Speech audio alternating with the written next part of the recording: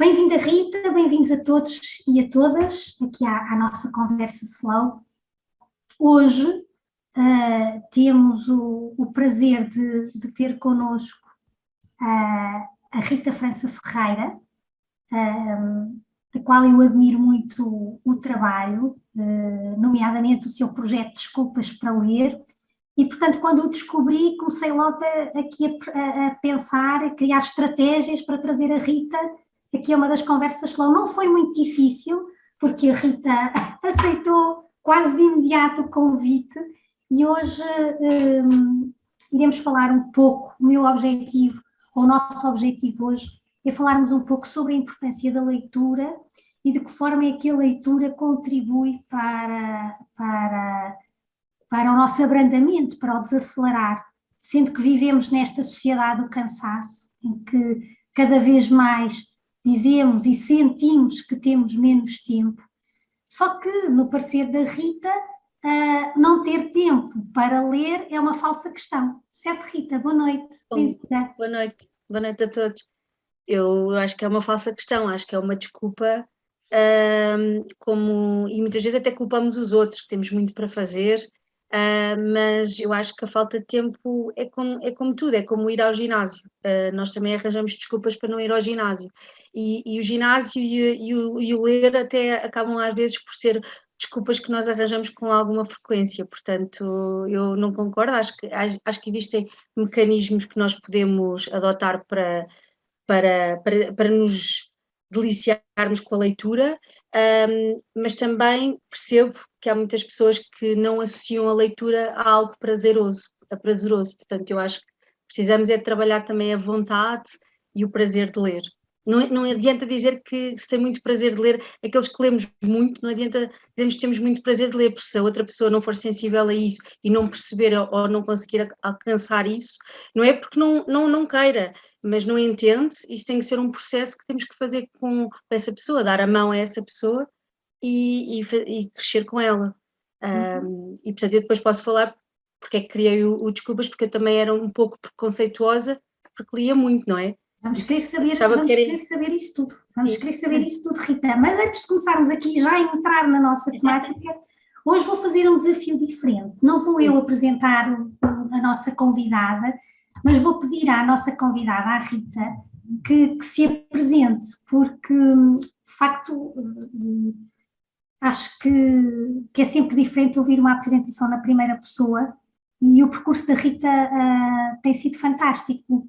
Rita, queres nos dizer quem és e qual é o papel da leitura na tua vida? Sim, eu, antes de mais, sou uma pessoa, sou mulher e sou mãe da M, que é o que é o mais que eu tenho na minha vida e portanto, uma das frases que ela me diz é que eu sou uma cool mom, portanto, eu acho que desde há 13 anos tenho essa felicidade.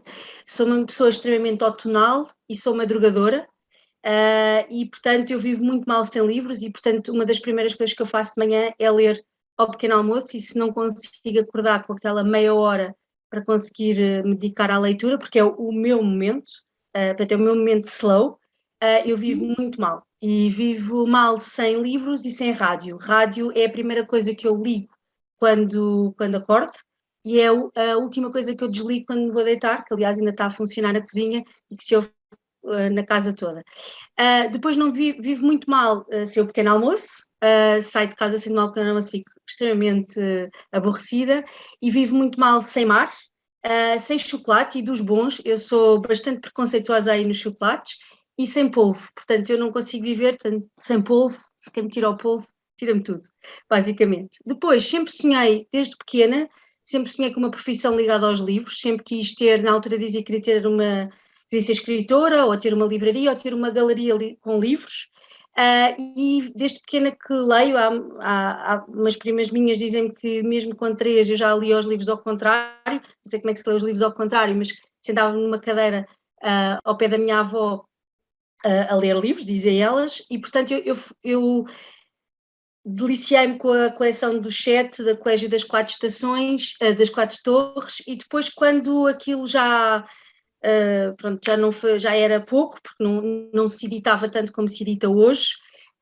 Comecei com o Alexandre Dumas, que ainda hoje em dia, o Conde de Monte Cristo, é um dos meus livros que me marcou, não na adolescência, mas na pré-adolescência, e a entrar na adolescência li um livro que hoje em dia provavelmente só se dá aos 16, apesar de eu ser um bocadinho anti-livros de idade, portanto não defino esses livros de idade, Uma Agulha no Palheiro. Portanto, a escrita esteve sempre envolvida.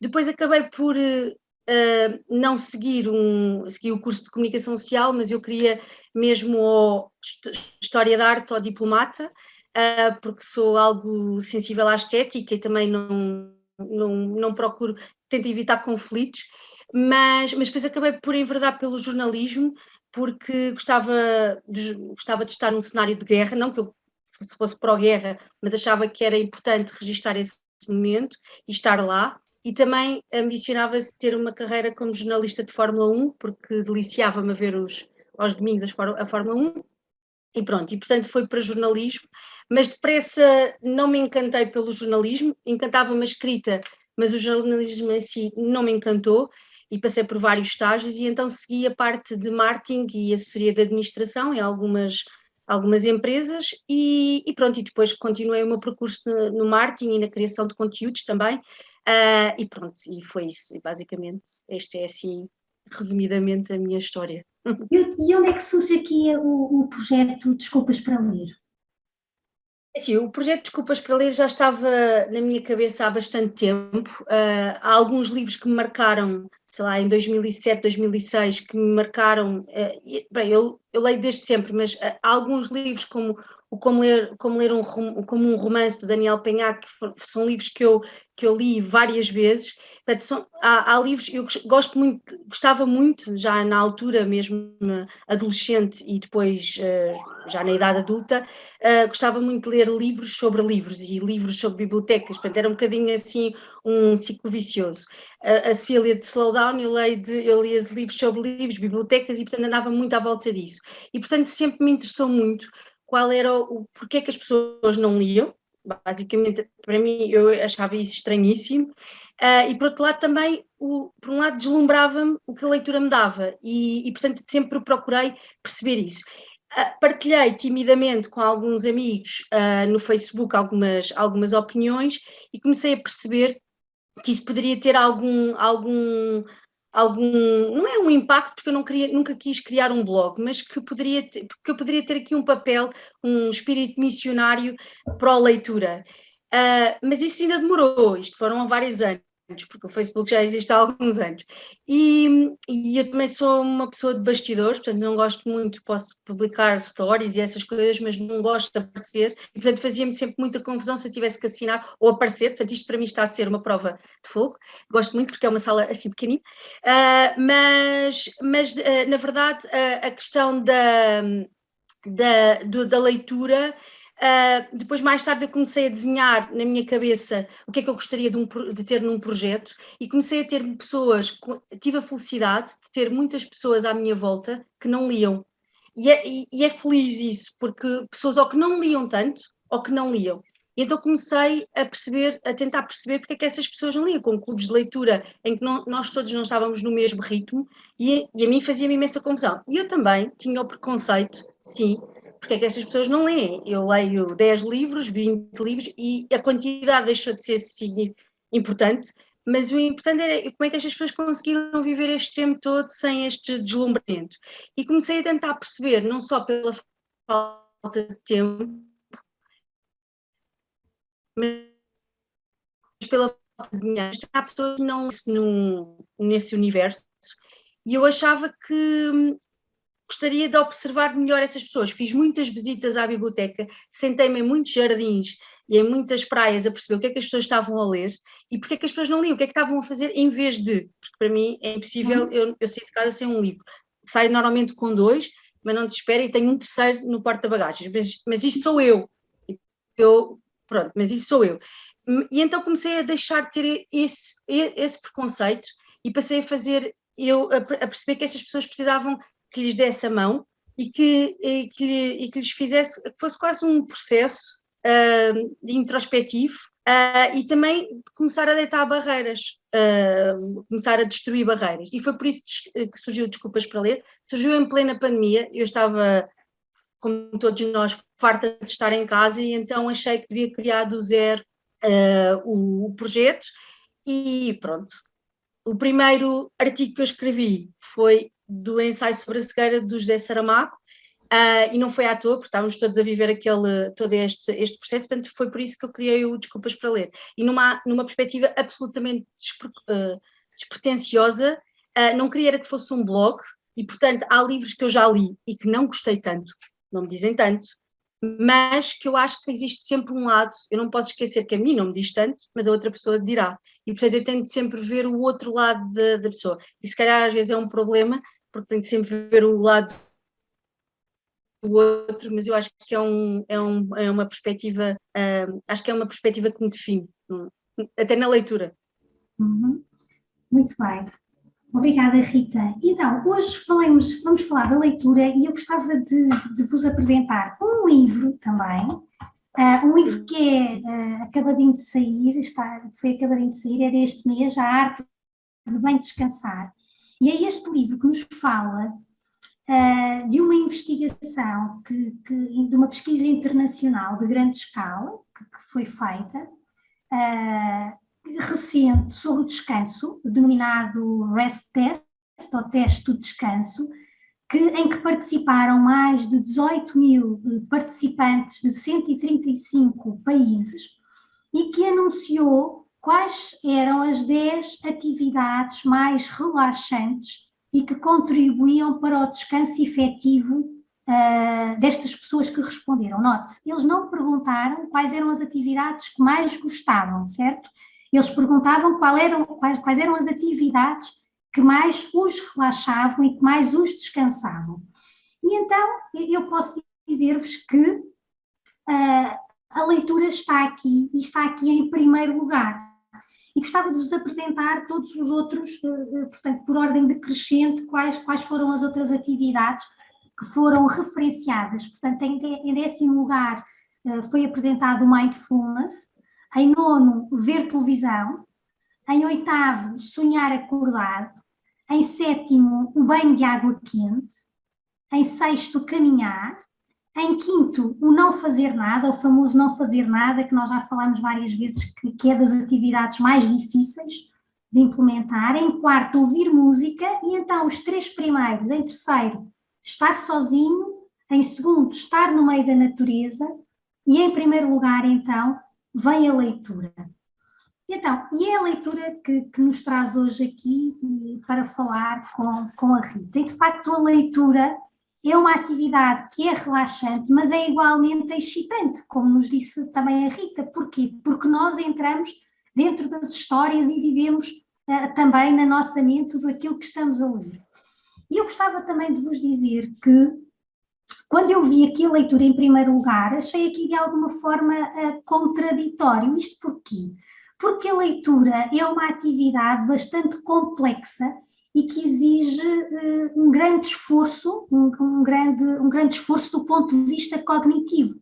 Ora, vejamos, quando estamos a ler, em primeiro lugar vemos as letras, depois formamos as palavras, tiramos o sentido destas palavras, relacionamos esse sentido com as nossas próprias memórias, criamos imagens nas nossas mentes, e nas nossas mentes simulamos aquelas paisagens, aqueles sons, aquelas emoções também, não é? Que nós conseguimos vivenciar, e tudo isto é bastante complexo.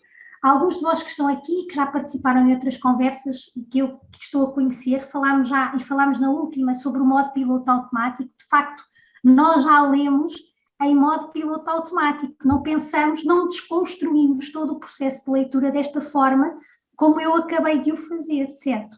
Mas isto então é um processo cognitivo do ponto de vista complexo, e como é que uma atividade tão complexa e que exige tanto de nós pode ser ao mesmo tempo relaxante? Foi isto assim que me questionei. E depois a conclusão a que cheguei, depois de alguma investigação, é que os investigadores dizem que quando nós pousamos o livro, há uma quebra dos nossos níveis de excitação, e essa quebra ajuda-nos a relaxar. Por isso é que os especialistas no sono, não é? Quando falam em boas práticas de sono, a leitura é das atividades que é permitida ao final do dia ou antes de imediatamente nos irmos deitar. Então, sabemos que a leitura é uma atividade relaxante e é uma excelente desculpa para descansar e para desacelerar. Então, se eu sou uma pessoa que gosto de ler, Rita, mas que tenho andado bastante ocupada, sem tempo e até bastante afastada da leitura, como é que eu posso dar este primeiro passo para a leitura, se não tenho tempo? E como é que eu posso escolher o meu livro? Eu não sei aquilo que vou ler, nem sequer sei o género de livro que gosto. De facto, eu estava também, antes de entrarmos aqui, ainda não estávamos aqui todos, eu estava a partilhar com a Rita que este fim de semana tive um insight bastante grande, porque estive em contexto com outras pessoas ligadas à escrita e à leitura, e todas partilhavam os livros que liam, e eu cheguei à conclusão que lia muito, mas lia maioritariamente livros técnicos. E a Rita depois falou, que eu quero também que ela partilhe aqui connosco, a importância de diferenciarmos os géneros, não é, de livros que lemos. Então, se eu estou neste momento e se eu quero mesmo integrar a leitura no meu dia-a-dia, como é que eu posso fazer para começar, Rita? Assim, nós já falámos antes de entrarmos e na minha introdução, eu acho a falta de tempo, essa que é uma verdadeira desculpa, porque a falta de tempo serve para tudo, serve até para não, sei lá, para não irmos ao ginásio, não é? Foi o exemplo que eu dei. E eu acho que a leitura, tal como a cultura, é uma escolha que nós fazemos. Portanto, existe uma frase do Mega Ferreira que ele diz que em vez de nós irmos ao centro comercial, que por acaso eu não gosto de ir, mas aceito, mas gosto mais de passear na rua e comprar, isso também tira-nos N horas, se nós formos a equiparar, tira-nos N horas, pode-nos tirar N horas à leitura. Pronto. A leitura é uma questão de opção. Eu acho que para quem não tem esse hábito, eu acho que para já é quase como olhar para o seu calendário diário e tentar perceber a melhor altura para ter esse momento. E esse momento, e eu recentemente disse isso e acredito naquilo que estou a dizer, é um momento muito possessivo, é um ato quase egocêntrico da nossa parte, porque a leitura só se estivermos a ler aos nossos filhos, a contar histórias, a leitura é individual, é algo que não, é quase, quem estiver ao nosso lado, se não compreender, é quase, o livro é ciumento, portanto exige uma concentração.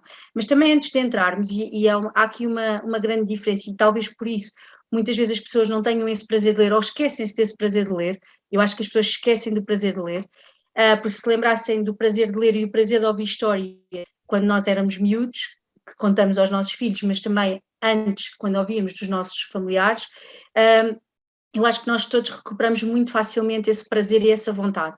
Mas antes disso, eu acho que existem finalidades específicas na leitura e, portanto, a leitura pode nos distrair, a leitura pode ser para decorar, a leitura pode ser para estudar, a leitura pode ser para aprender, por isso é que nós falávamos antes, porque a Sofia lê mais livros técnicos e eu dizia, mas consegue-se descansar na mesma, porque para mim isso seria impossível. Por exemplo, um livro técnico para mim, ler à noite, eu não o consigo fazer, só se estiver muito desesperada com timings, mas eu preciso de outro tipo de leituras que consigo ter entrar nesse espírito imersivo.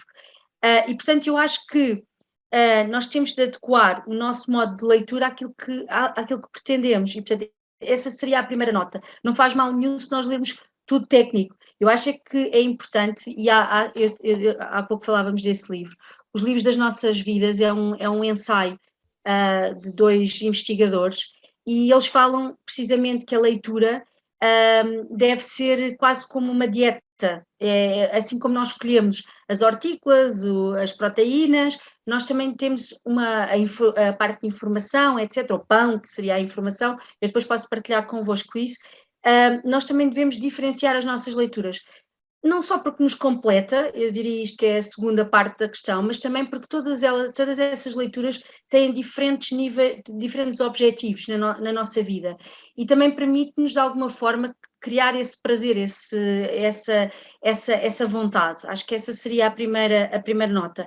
Depois, por outro lado, quando diz do tempo, eu acho que é uma falsa questão, e portanto eu diria para as pessoas que não têm, arranjam normalmente a desculpa do tempo, ou tenho mais que fazer, ou tenho os filhos, eu acho que têm que arranjar um momento, ou antes de irem dormir, ou noutro momento da sua vida, que consigam dispensar 30 minutos ou 20 minutos. E quando digo isto, digo algo, eu digo 30, porquê? Porque eu acho que existem ainda os 10 minutos que nos permitem desligar do que está à nossa volta. Eu posso conseguir ler determinados livros em silêncio, eu só consigo ler determinados livros em silêncio, mas outros eu posso conseguir ler no meio da confusão. Pronto, eu ontem, por exemplo, estava no meio das urgências e consegui avançar na biografia do Manuel António Pina e estava deleitada. Para mim é que eu nem sequer ouvia os berros dos miúdos ao lado. Portanto, os livros são muito diferentes e cada pessoa é diferente, e portanto nós temos que perceber a motivação que leva as pessoas a quererem ler. Pode ser uma questão de status, pode ser uma questão de eu querer ser uma pessoa mais interessante, pode ser porque os meus amigos me recomendaram determinado livro, ou seja, o móvel de cada pessoa para começar a ler pode ser muito diferente. E, por exemplo, normalmente eu pergunto, mas porquê é que de repente surgiu esta vontade de ler, ou porquê é que não lê? Porque a falta de tempo surge, mas depois quando nós vamos lá mais ao fundo, existem outras razões. Existe a questão do dinheiro, que é uma falsa questão, volto a dizer, porque existem as bibliotecas municipais recebem os livros todos que são lançados, portanto, essa é uma falsa questão, e portanto há um processo que as pessoas têm que também terem essa consciência. Primeiro, porque é que eu não leio, e se eu quero ler, eu vou arranjar tempo. Como eu disse, é uma escolha, as pessoas têm que dar esse passo, porque como digo também, é uma atitude egocêntrica, pronto.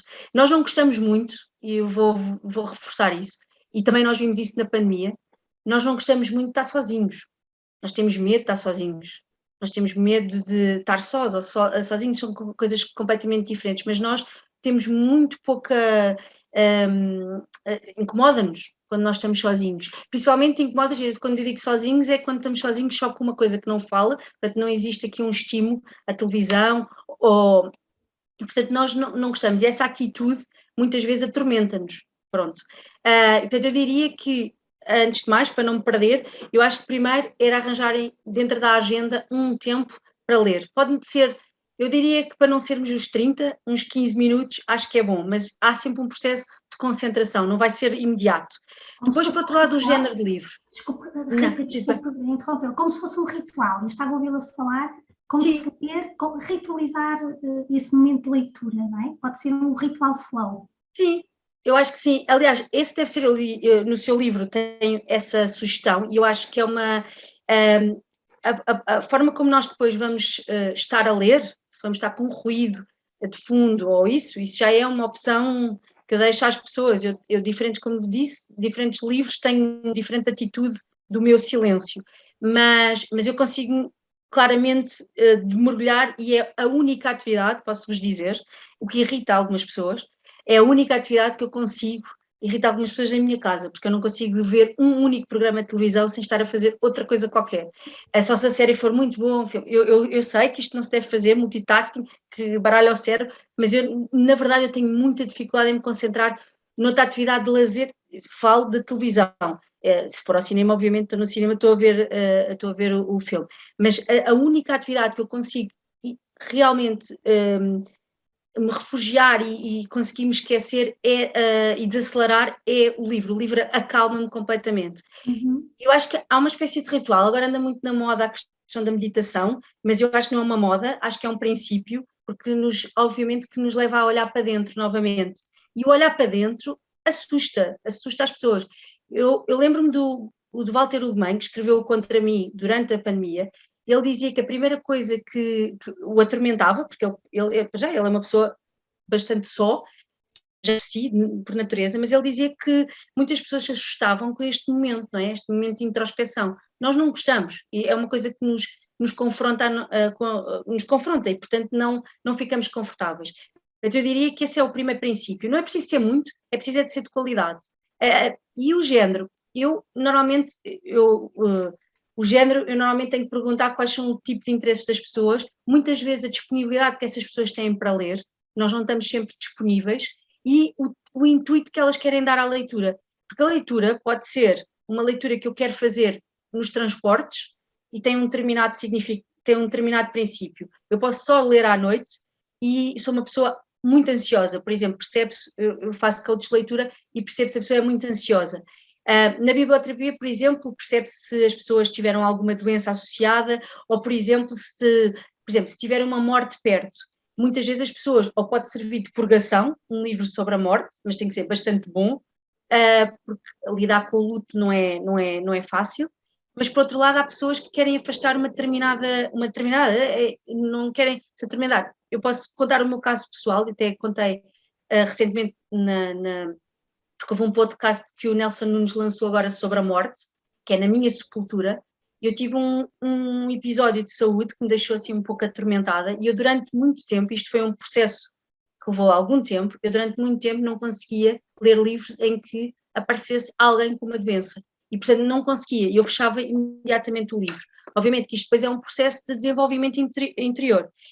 É assim, eu acho que o género tem muito, está muito relacionado também com os nossos hábitos, mas também com, por exemplo, eu pergunto muitas vezes qual foi o último livro que as pessoas leram, ou o último livro que abandonaram, porque aí consegue-se perceber claramente o que é que poderá ter levado alguém a ter abandonado o livro. Há muita gente que abandona livros e não consegue começar livros que tenham muitas páginas, 600 páginas, dar um livro a uma pessoa que não lê, é mesmo quase assinar um atestado que essa pessoa nunca mais vai começar a ler, porque há uma ansiedade na leitura. Se a pessoa já não lê, tem muitas páginas para ler, é um desastre. Portanto, isto tem que ser um processo, e é um processo de dar a mão.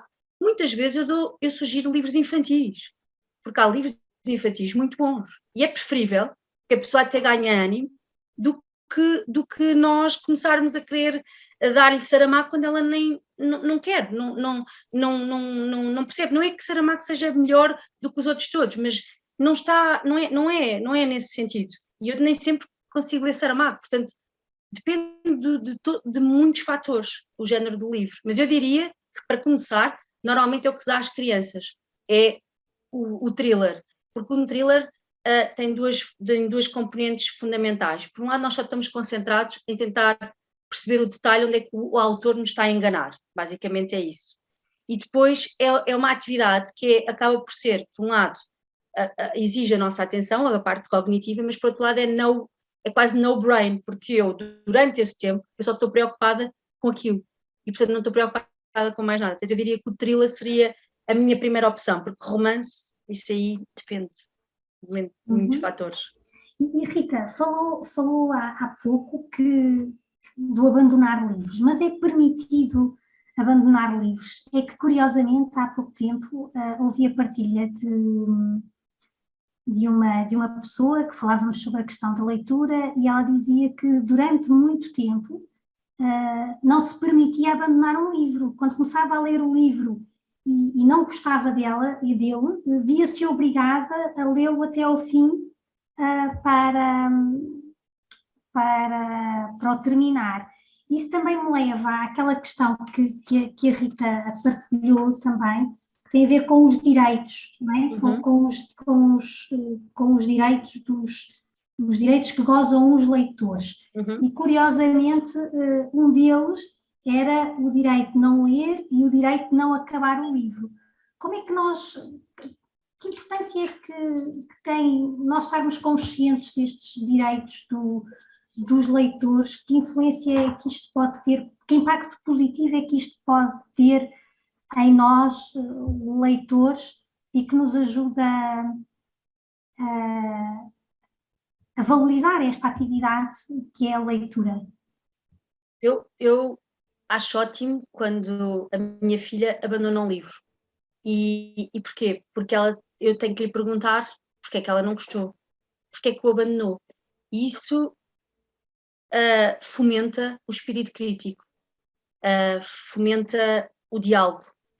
em clubes de leitura onde eu estou, em que nós não temos os mesmos níveis de leitura, não é por opção, é por educação, sei lá, por hábitos, porque eu prefiro despender mais tempo no ginásio e ler menos, eu prefiro ler mais e despender menos no ginásio. Pronto, são opções, mais uma vez é uma escolha, mas eu acho, sobretudo, que é muito importante, e a leitura fomenta o nosso espírito crítico, é muito importante nós sabermos porque é que não gostamos. O não gostar, e eu acho que em alguns empregos em que eu tive, eu consegui claramente dizer porque é que eu não gosto, e então vou à procura do que é que eu gosto, porque é que eu não gostei deste, e então vamos ao seguinte, se for o caso, mas eu acho que o livro passa-se exatamente o mesmo.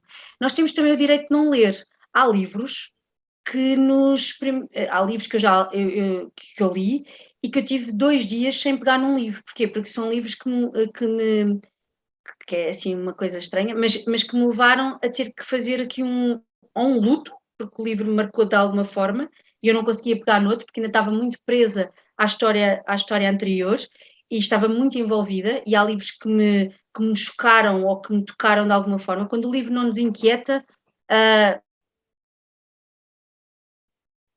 pronto, há alguns livros que têm esse dom de nos inquietar, e portanto é muito importante se nós não nos sentirmos com medo de saltar páginas, muitas vezes. Eu saltei páginas, como vos digo, de livros em que havia a doença, um deles até foi do João Tordo do Grosso, que tenho ali, porque aquilo mexia demasiado comigo e portanto houve momentos que eu tive mesmo que saltar, era uma questão mesmo de quase sobrevivência, diria, e depois também eu acho que temos de retirar essa atitude preconceituosa de eu não acabar um livro. Repara, nós temos a vida, são o quê? Eu vou viver até aos 150 anos, mas nós vamos viver todos até aos 150 anos. A vida é bastante curta.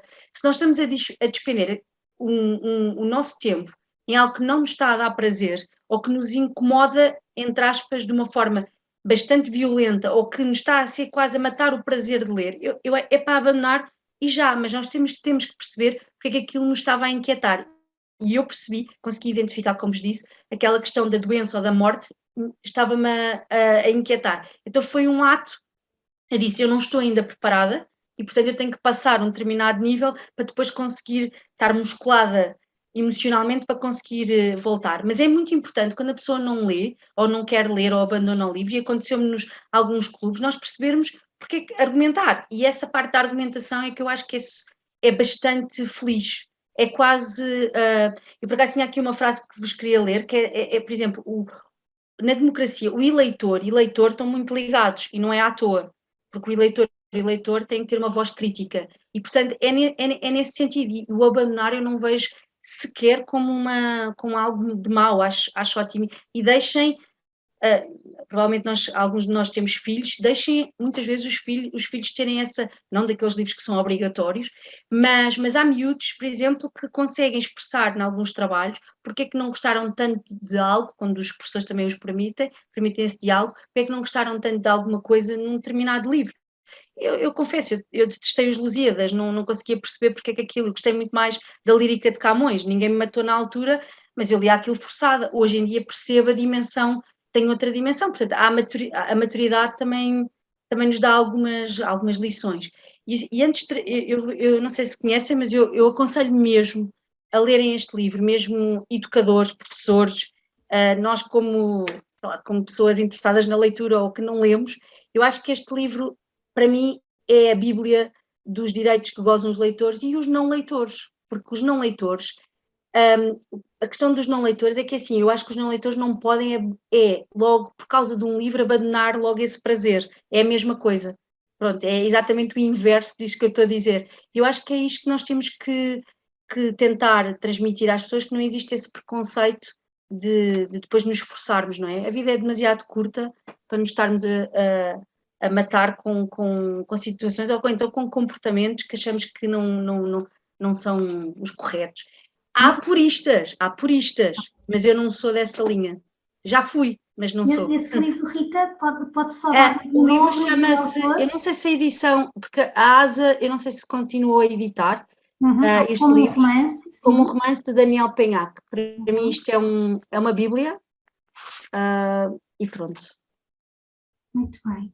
Rita, estamos quase, isto passou muito rápido hoje. Pois é. Como estamos quase a terminar, eu gostava de. A Rita afirmou há pouco que um bom livro salva-nos. Um bom livro salva-nos. Eu gostava que, na sua perspectiva, que nos dissesse quais são as 3 melhores desculpas para ler.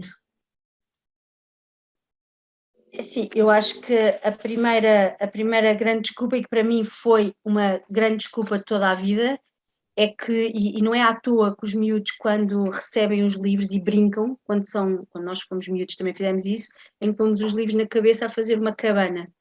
A leitura, o livro pode ser uma cabana e pode ser o nosso refúgio, e leva-nos para lugares íntimos, lugares imensos, e portanto eu acho que o livro é um refúgio, é uma companhia, e com o livro nós nunca estamos sozinhos. Nós vimos também que os hábitos de leitura, muitas vezes pessoas que recomeçaram a ler na pandemia, porque o livro serviu-nos de refúgio num determinado momento. Essa seria a minha primeira desculpa. A segunda desculpa é que quem lê-se a si e lê aos outros. Eu acho que é muito importante, até para uma sociedade muito mais inclusiva, primeiro, permite-nos compreendermos que não estamos sozinhos. Não estamos sozinhos, aqui já não estou a falar da outra perspectiva, que é o refúgio, não estamos sozinhos porque houve pessoas que já passaram pelo mesmo problema. E, portanto, muitas vezes, até a Rosário Pedreira, que disse que vivíamos uma falta de empatia hoje em dia porque se lê menos, eu concordo em absoluto. Eu acho que muitas vezes nós percebermos não só os outros, mas nos percebermos a nós próprios. Eu percebi muito como é que eu era e como é que eu me definia como pessoa ao ler livros. E li não só porque vi pessoas iguais a mim, portanto percebi, afinal não estou sozinha, mas por outro lado, também as personagens dos livros permitem-nos abrir o mundo dos outros e tornar-nos muito mais compreensivos com o outro. E quando eu falo da empatia, é exatamente nesse ponto. Portanto, quem se lê, aliás, é o Pina que diz que quem lê, lê-se. Eu sou apaixonada pelo Pina, portanto, e agora estou a ler a biografia, tenho as frases todas dele aqui misturadas. Depois eu acho que a leitura, e esse para mim eu falei-vos há bocadinho da democracia, para mim o livro dá-nos mundo. E dá-nos mundo, eu já não falo do outro, mas permite-nos viajar e conhecer outros universos. Aqui já não falo do outro personagem, mas faz-nos, em termos de espaço e tempo, leva-nos a viajar. E leva-nos também nessa viagem a perceber muitas diferenças e a perceber o que é o pensamento crítico, o que é que eu acredito e o que é que eu não acredito. E, por exemplo, a Hannah Arendt falava do coração inteligente, é porque a leitura dá-nos essa empatia, mas também nos torna muito mais sábios, torna-nos muito mais atentos. E, portanto, eu acho que é nestas 3 perspectivas que eu vejo que é muito importante nós trabalharmos isto hoje. Eu sou daquelas que acho que a pandemia não nos aproximou assim tanto, acho que até nos afastou ainda mais, aproximou-nos digitalmente, nós somos ótimos a falar nisto, mas acho que nos afastou muito, afastou-nos do toque e afastou-nos destes diálogos mais café, não é? Que nós tínhamos e do abraço. E, portanto, eu acho que o livro também nos permite voltar a isso, voltar a esse diálogo. Acho que é por aí. Não sei se respondi. Que a Rita também fala numa das últimas, também li, da questão da humanização, não é? Que o livro humaniza-nos, o livro humaniza-nos. É porque eu acho que o livro dá-nos essa assim, as séries estão-nos a dar, é algo que eu clico e recebo. Eu não acho nada contra, eu vejo séries, mas o livro permite-nos uma relação com o outro, e acho que as séries também muitas vezes permitem-nos isso, não é? Nós simpatizamos com uma determinada personagem porque de alguma forma simpatizamos com a história, portanto há uma série de coisas, mas os livros levam-nos a uma capacidade de imaginação incrível. E por outro lado, um livro nunca acaba no momento em que nós fechamos o livro, não acaba, o livro vai viver em nós, e essa capacidade de relação, que é a capacidade de diálogo que eu tenho com o outro, ou o diálogo que eu tenho comigo, não é? Eu acho que é um processo bastante lento, demora, mas é um silêncio que nós temos que nos permitir para depois estarmos bem com os outros. E eu acredito mesmo que o livro dá-nos esse relacionamento que implica presença, e portanto eu acho que é nessa perspectiva. E não esqueço que quem lê-se a si e lê o outro, e por isso é que nós muitas vezes temos muita incapacidade, eu acho, de não compreendermos o outro, o que é que o outro sente, mesmo em questões, por exemplo, até da homofobia ou de outras questões racistas, enquanto nós não até percebermos, ou histórias reais, etc., mas às vezes noutras perspectivas, e o livro permite-nos essa ginástica de diferentes perspectivas, há sempre histórias diferentes, sempre visões diferentes, que podem não ser coincidentes com aquilo que nós acreditamos, mas faz-nos pensar, e eu acho que é por aí, acho que nos faz melhor pessoas. Sim, é o livro, leitura, é o livro, o eu e o aqui e agora. Não é? Exatamente. Uma ótima atividade slow e que nos permite desacelerar.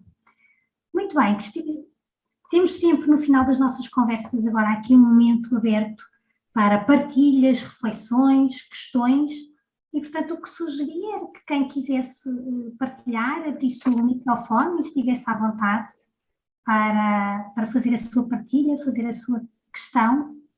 Cristina, abriste o microfone? Sim, eu tenho uma questão, para a Rita. A meio da conversa, a Rita disse que as pessoas esquecem-se do prazer de ler.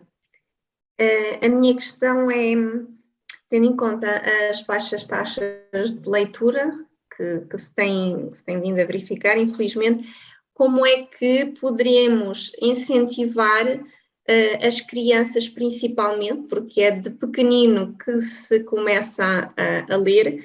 Qual seria a dica da Rita para começar a incentivar, como meter lá a sementinha à criança para cativar a leitura, para que depois, de futuro, se possa dizer que não se esqueçam do prazer de ler? Eu acho que, obrigada Cristina, eu acho que quando nós como pais, e eu passei por essa fase, portanto vou-vos dar o meu caso pessoal, mas como pais, quando temos, ou como pais, ou quando nós fomos crianças, nós lembramos das histórias dos nossos avós ou dos nossos pais a lerem-nos as histórias. E nós fizemos isso aos nossos filhos. O que acontece é que esse interesse que nós temos nesse diálogo com os nossos filhos à noite começa-se a perder a partir do momento em que eles começam a ler, porque eles passam a ter uma atitude individual, começam a ler o livro sozinhos, e ainda bem que é assim, porque eles começam a ler e começam a gostar das histórias e a entrar nas histórias. Eu acho que isso está tudo muito certo, mas acho que temos que continuar o diálogo. E o diálogo, não só o diálogo, mas também o exemplo, porque a mim o que muitas vezes me choca, e eu tenho casos próximos de mim e faço essa reflexão com essas pessoas, ok, nós estamos a mandar, a obrigar, e eu aconselho-vos mesmo este livro, porque desmistifica mesmo esta questão. Não vale a pena nós obrigarmos a alguém que não percebe o que é o prazer de ler, não vale mesmo a pena, não vale. Agora, o que nós temos que perceber como pais, se não lermos, é que nós não podemos depois obrigar alguém a fazer uma coisa da qual nós também não percebemos o prazer. E isso é o que eu acho que temos que equacionar, e eu dou coach a pais e filhos, e muitas vezes temos que equacionar em conjunto como é que fazemos. Depois não há nenhum drama, e eu tenho a casa pejada de livros, portanto a minha filha viveu a sentir que a leitura para mim era o meu momento, e ela até às vezes diz, mãe, desculpa lá que estás a ler, pronto, porque é o meu momento, mas ela teve uma altura em que se divorciou da leitura. E eu pensei, tenho um caso perdido em casa, pronto, olha, no melhor pano cai a nódoa. Mas na verdade, eu acho que muitas vezes é menos telemóvel, menos telemóvel, menos outro tipo de atividades, e estamos muito mais concentrados àquilo que eles estão interessados em ver. Eu tenho uma filha adolescente neste momento, mas na altura, há 3 anos, ela não lia praticamente nada. Eu comprava-lhe livros e aquilo ficava só livros aqueles mais pequenos, é que nós, por exemplo, aconselho miúdos que tenham alguma dificuldade em concentração, histórias bastante pequenas, aquelas histórias das raparigas rebeldes ou dos rapazes rebeldes ou o que for, que são histórias relativamente pequenas, mas que dão um bom diálogo entre pai e filhos, e ainda hoje, 13 anos, ainda continuamos muitas vezes a ler. Mas para não fugir, nesta fase de pré-adolescente, eu comecei a perceber que ela via, foi na altura da pandemia, exato, estávamos a ver muitas séries policiais, mas aquelas ainda controladas, agora já vê um pouco, está mais aberto o espectro, mas E eu comecei a perceber que isso era um tema e que o tema da advocacia, por exemplo, era um tema que a interessava. E então começámos a ter um diálogo sobre esse tema. E eu comecei a perceber que o Agatha Christie, que para mim era um colosso, para ela não era, e que ela queria era uma vertente mais tribunal, que a Agatha Christie, e demorava muito tempo, e era noutro tempo, portanto começou-me a dar razões porque é que escolhia os livros. E então fomos à procura, não acertámos logo à primeira, pronto, fomos à procura. E hoje em dia, ela já, eu também acho que outra nota que vos queria dar é, os livros não têm idade. Assim, se ela quiser ler um young adult que está a ler, mas que nós consigamos depois enquadrar e consigamos perceber que há determinados temas, assim, eu não sou muito purista nisso, e acho que se nós conseguirmos manter esse diálogo aberto, eu acho que é perfeitamente possível que essas pessoas ganhem o gosto pela leitura. Elas têm é que de dar espaço para escolher. Deixar os miúdos soltos numa livraria é o melhor que pode haver. É o melhor que pode haver. Porque eles próprios vão começar a imagir. Por exemplo, uma coisa que, por exemplo, a Bertrand já está a fazer diferente é que há ali uma faixa, que eu não sei se é o caso de alguns que nós estamos aqui, ou pelo menos conhecemos algumas pessoas desse tipo, que é a partir ali dos 9, 10, pá, e estou a falar de raparigas especialmente, e rapazes depois começam a dar o outro clique a partir dos 15, 16, mas ali nos 10, 11 vá, ir para a área infantil não é uma coisa fixe, não é de todo, e cheira a livros que os professores me vão obrigar a ler, e portanto nós temos que muitas vezes perceber qual é o caminho. E é o exemplo, eu acho que assim como eles começam a repetir as nossas frases quando são bebés, é a mesma coisa com a leitura. A mim choca-me um bocado, e eu não queria utilizar este verbo, mas vou utilizá-lo, mas choca-me um bocado quando nós obrigamos os miúdos a ler e nós próprios não somos o exemplo. Eu não estou a falar de mim, ok? Porque eu tento escolher porque faço disso profissão. Eu estou a falar é de pessoas que utilizem a leitura como um hábito, ou ler um jornal. Portanto, as pessoas podem ler no telemóvel ou no iPad algumas coisas, mas não é a mesma coisa. Está provado, eu não tenho aqui os dados, mas está provado que ler mesmo no um e-book ou ler no telemóvel, a parte da luminosidade provoca-nos alguns danos e dá-nos outro tipo de excitação que não é suposto. Portanto, eu acho que é um bocadinho não desistir, mas também sermos nós também, olharmos também para nós, não é? E ser o exemplo. E nunca esquecer que os miúdos, mesmo com 13 ou 14, nós todos, quando vamos sair com amigos ou com amigas, o que gostamos é de uma boa história. E todos nós sabemos contar excelentes histórias. Pronto, nem sabes o que é que me aconteceu. Pronto. E é por aí que tem que começar, até mesmo à mesa. Também já aconteceu, e eu acho que isso também é uma questão de atenção, que nós temos, quem é educador, professor, ou ser pai, ou tio, ou o que for, é, por exemplo, estar atento a temas que podem ser comuns. Por exemplo, esta história da guerra, ou mesmo as eleições, nós podemos ter livros que podem ser semelhantes. Eu posso estar a ler um livro de adulto e depois juntamos, e esse livro pode dar, não é o mesmo livro, mas podemos ter um tema em comum à mesa. E eu também, uma vez confessei à Sofia, que eu acho que o livro pode não ser um ponto de partida. Nós podemos estar a ver um filme, e eu não sou purista a esse, não sou mesmo de todo, e foram filmes e séries que me levaram depois a outro tipo de livros e descobertas com os miúdos. Por isso eu acho que, assim, é estar atento, é mesmo estar atento, não fazer disso uma máxima e obrigar, só se for os livros da escola, mas de resto é deixá-los também ganhar espaço, porque eles também têm que ganhar espaço. E se eles abandonarem, é perguntar porquê.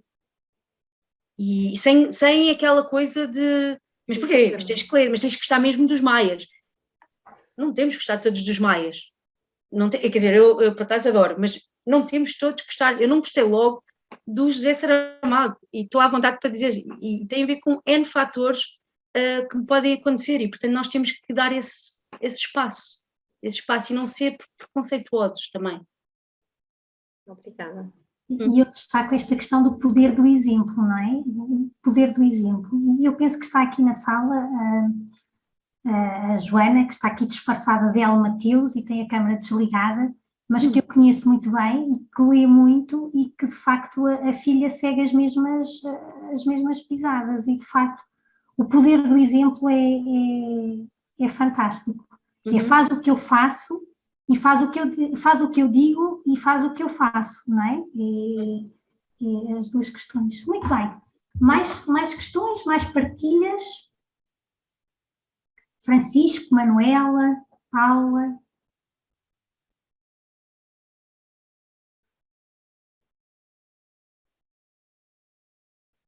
Então, enquanto vão pensando nas vossas partilhas, eu vou partilhar aqui no chat a Leonor Silva. Sim, Leonor Silva. Chega em relação àquilo que foi falado agora há pouco tempo. Olá, Rita, boa noite. Olá, Leonor. Estás boa? A minha teoria, por exemplo, em relação ao meu filho, é que o mau livro é um bom livro. Portanto, eu sempre o deixei desde pequenino escolher, mesmo que eu, obviamente, não reconhecesse nenhum interesse literário nos Diários de um Banana, eu afundei-o em todos os livros que ele queria ler na altura. E realmente, agora pronto, já está numa fase que vai ser mais complicado e está a adotar até um estilo que eu não aprecio muito, mas pronto, são os tempos e nós temos que nos adaptar a que as coisas mudaram em relação ao nosso... Quer dizer, eu também não estou à espera que ele leia Júlio Diniz e coisas que eu li quando era pequena. E aliás, as minhas leituras em pequena eram, a maior parte delas nem sequer eram adequadas à minha própria idade, porque eram os livros que existiam em casa do meu pai e o mercado editorial não era... Exatamente. Infantil, não é o que é hoje em dia. Aliás, aqui também é uma pergunta que eu coloco, se calhar sai um bocado fora deste âmbito, é que num país onde as pessoas não leem, como é que nós temos um mercado editorial tão eclético e tão, quer dizer, a quantidade de títulos que surgem, eu nem sei se não serão diariamente, é inacreditável face ao mercado que nós temos. É assim, sobre os livros que nós lemos, porque nós fomos colegas de liceu, mas é assim, nós não tínhamos tantas opções como hoje temos e, por outro lado, não tínhamos tantas distrações como hoje temos. E, portanto, há uma coisa que muitos sociólogos dizem e muitas pessoas interessadas na questão da leitura que falam da questão da arte não fazer nada, que estava num desses pontos, e nós, o tédio, era uma coisa que nós tínhamos frequentemente em casa dos nossos pais, porque eu ainda sou do tempo de só existirem 2 canais, nem sempre eu gostava do que estava a dar, e portanto o tédio é uma coisa que alimenta a imaginação. Quando muitas vezes nós não levamos nada para o parque e os miúdos apenas se divertem com paus e coisas, eu acho ótimo, porque nós não precisamos ir com a tralha toda atrás, porque há um poder da imaginação que se alimenta. E a mesma coisa para os livros, ou seja, o facto de eu não ter nada para fazer, e eu já não lembro quem é que me disse isto, eu acho que foi alguém do coach que me disse que o facto de ter ido para cá, acho que foi a Francisca Macedo, a autora, eu agora estava a tentar me lembrar com quem é que eu tinha falado disto, a Francisca Macedo, que é a autora do Clube dos Cientistas, ela dizia que o ter ido para a casa dos avós e não ter nada para fazer, ela ia às escondidas ver a biblioteca do avô e, portanto, começou a ler livros muito cedo, livros que se calhar não eram para a idade dela. Mas pronto, foi começando e eu acho que é um bocadinho por aí. Por um lado, falta-nos a falta do o não fazer nada e o ter o tédio. Os verões que não passavam. Exatamente, os verões que não passavam, 3 meses, hoje em dia parece que isto é tudo a correr. Depois, por outro lado, eu acho que o facto de, no caso o Rodrigo que eu conheço bem, eu acho que são opções, eu acho que é uma questão de escolha, obviamente que eu também sei que a minha filha agora está a ler livros que provavelmente algumas coisas ela ainda não tem maturidade suficiente para isso, mas eu acho que também há uma boa oportunidade. Primeiro o diálogo e o pensar e o colocar as coisas de outra forma, mais clara e estar atento. Eu acho que suscita boas conversas à mesa e nos faz pensar. A minha filha fez-me uma pergunta uma vez por causa de um livro da Colleen Hoover, portanto ela tem 13, a Colleen Hoover supostamente os Young Adults começam nos 16, e ela fez-me uma pergunta uma vez num jantar, e fez-me uma pergunta assim, mãe, achas que estás a aproveitar a tua vida? E isto tinha a ver com a primeira pergunta do livro. E o que é isso de aproveitar a vida? Fez-me essa pergunta, que é um bocadinho abstrata, mas é por aí, e isto é quase filosófico, mas isto suscita bons pontos à mesa e torna-nos mais próximos também, o livro, por isso é que é a questão da empatia. Mas a questão do mercado editorial, infelizmente, o que se edita em Portugal nem sempre é bom, e aí eu tenho mesmo que ser um bocadinho mais crítica, porque para mim eu não me importo, quer dizer, não me importo, eu acho que há espaço para tudo, porque a Isabel Allende dizia que existe existe um livro para cada leitor, e eu acredito piamente nisso. Acho que existe um livro para cada leitor. Mas eu também acho que nós não podemos, e a Rosário Pedreira é um bocadinho rígida, mas eu vou tentar aligerar a rigidez dela, é que eu acho que o que faz o livro algo único é eu dizer, nós todos vivemos a mesma coisa, temos uma casa, vivemos na rua, ou vivemos na aldeia, na vila, o que for, nós todos vivemos isso, ou à partida temos problemas comuns, mas a forma como nós o dizemos e os autores dizem é que torna um estilo diferente, é o que os torna singular, porque não é mais um, e o problema é que aparece sempre o mais um que não acrescenta muito, pronto, e o problema de não acrescentar muito é que depois também os livros são muito mal revistos, há muitos livros que estão com erros gravíssimos de português, e isso não é só nos livros, mas também nas traduções de legendagem do Netflix e de Fox Lives da vida, que são erros que são críticos para uma sociedade que se pretende mais instruída. Por isso é que, por exemplo, há puristas, estes editores mais puristas, mais da velha guarda, muitas vezes quando veem novos autores a surgir, tem que ser aquele novo autor que diga, que fale sobre a beleza de um jardim, não a dizer, as flores eram coloridas e estava um dia arrebatador, pronto, muitos adjetivos, portanto, é o estilo diferente, o estilo singular. Eu não sou tão purista, eu acho que há espaço para tudo e as pessoas que querem escrever, eu acho que o devem fazer, eu não sou tão purista, portanto, digo já isso, mas acho que devemos ter muito mais cuidado com a revisão, e isso não se tem muito em Portugal, não se tem mesmo, porque normalmente o editor muitas vezes não há espaço para isso, não há dinheiro para isso, e prefere-se mandar um livro e lançar um livro assim do que fazer diferente e fazer melhor. E eu aí acho que há algumas editoras que conseguem ter esse nível, manter esse nível de qualidade, mas não sou tão crítica e tão purista. Então, para vos dizer, eu faço algum storytelling para a Arlequim, que é da Arlequim Sabrina e a Biancas da vida, e muitas pessoas que são maioritariamente escritos por ghostwriters, e vou-vos dizer, as classes muitas vezes que dizemos que algumas classes mais baixas é que leem esses tipos de livros, errado, eu percebi claramente que não, e esses livros são lidos, e depois é um percurso que essas pessoas fazem até chegarem a outro tipo de livros, porque esses livros vão-lhe abrindo mundo e outro tipo de experiências. Por isso eu não sou muito castradora nisso. De antes era, eu ali pós 20 e tal, achava que as pessoas deviam ter a ler outro tipo de livros, mas hoje em dia não, foi um processo para aí desde os 30 anos que estou a fazer e que acho que não, acho que as pessoas devem ter o seu espaço. Agora, preocupa-me um bocadinho a falta de a qualidade da revisão, isso preocupa-me. Uma coisa são gralhas, outra coisa são erros de estrutura e erros até de conteúdo, por exemplo, que nota-se ali que foi mesmo, isto vai mesmo assim, e depois erros já nem falo da virgulação, que é muito, depende também da forma como eu digo, mas depende muito também de erros ortográficos, e aí já é crítico. Muito bem, então eu vou partilhar aqui no chat, quem quiser assistir, eu vou partilhar a nossa agenda Slow para os próximos meses, até maio, e dizer-vos que a Rita vai voltar em maio, no dia 7 de maio, para um workshop, para uma oficina Slow, que denominamos de Desculpas para Ler. Portanto, este workshop tem um número de participantes limitado, 10 pessoas, portanto já conhecem mais ou menos a forma como nós gostamos de dinamizar estas oficinas e aqui podem encontrar também os próximos eventos do Slow Movement Portugal. Amanhã será o último dia de inscrições para o nosso programa de 5 semanas de meditação slow, temos com o Malone, que falámos com quem estivemos das últimas conversas. Dia 10, então, Rita, vamos ter aqui o banho de floresta nos Jardins da Quinta das Lágrimas, portanto, quem quiser vir aqui até Coimbra, é um domingo de manhã, portanto, será bastante agradável.